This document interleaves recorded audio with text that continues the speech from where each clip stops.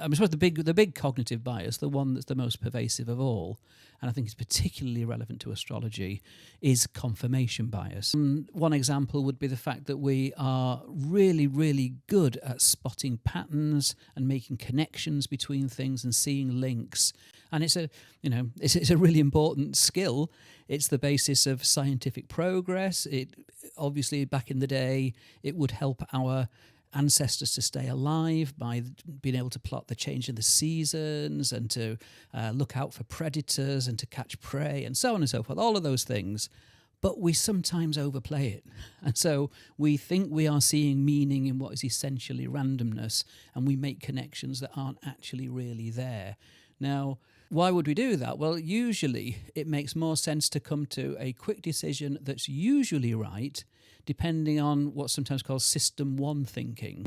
For a shorthand, to think intuition. Sometimes there are lots of situations where you make a very, very quick decision. Usually your intuition guides you okay, but sometimes it can lead you astray. But if we rely on that rather than the slower, but probably more likely to be right, rational reasoning, then we're more likely to stay alive in terms of the kind of the conditions of our ancestors, where there were predators around, there were all kinds of dangers and so on.